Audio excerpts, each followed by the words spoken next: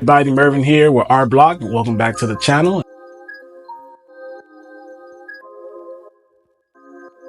Here to give you guys a few pointers on what to do when you make profit from your fix and flips or rental properties, and not to just go lavish on spending your money, right? So, number one is paying off any debt.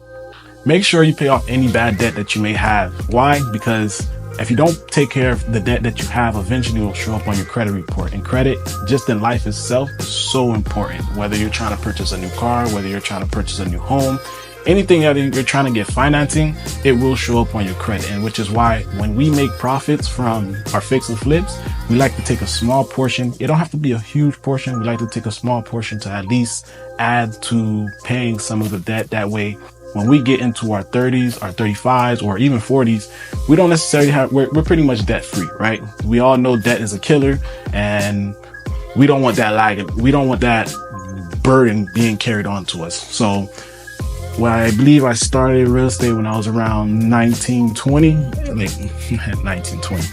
Right, I started when I was 19 or 20, and I went to college like most people for one semester. Within that one semester, I was able to rack up $10,000 in debt, which sucks, right? But here I am now, years later, and I'm making sure that I take care of it and not just neglecting it or even just not looking at it. Not looking at it is the worst thing you can do, because eventually it builds up and you're accumulating interest while that thing builds up, right? So take care of your debt, right? That's the number one thing. The number two thing we like to do when we make profits from fix and flips or rental properties is saving for the next deal or investing into the business. Something that's going to continue to generate leads for you and money for you, right? Because who wants to just do one deal and that's it? Maybe that is your goal, to do one deal. Maybe that's just a life goal that you have in life, to do one fix and flip or own one rental property. Whatever your goal is, that's your goal. I can't complain, but I know my goal is not to just do one and done, right? So I like to take at least a minimum of 45% of my profit, put it into an account where that money can either work for me or sit there patiently until we find our next project. That way we can deploy that cash and make more money while making money, right? Number three is putting away for retirement. Yes, we're all in most of the people who may be watching may be young, looking at how to get started in real estate, and the last thing on your mind is probably retirement, right? You're probably like, well, I'm just starting in life. Why the heck am I already thinking about retirement? Well, the reason why you should start thinking about retirement is because eventually you will retire, right? And you don't want to have nothing, or you don't want to have to constantly be actively working when you're in your 60s and your 50s, right?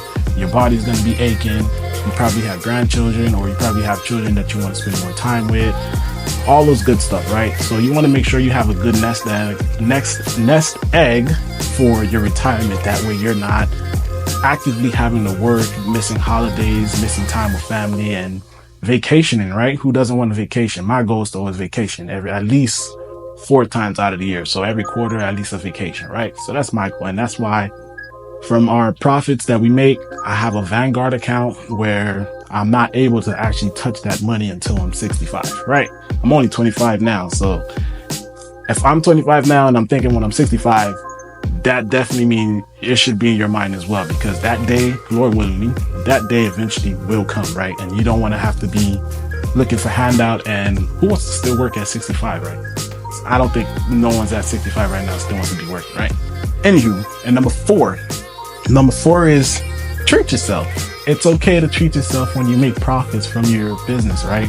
You're not in the business you don't get into business because you want a bunch of workload or a bunch of, heavy duty tasks and not have fun at it, right? You want to make sure that as you continue to grow in your business, treat yourself within your means. Now, that doesn't mean if you make a $10,000 check today to go buy the brand new Tesla, go buy the big Birkin bag, whatever the things you guys may like, right?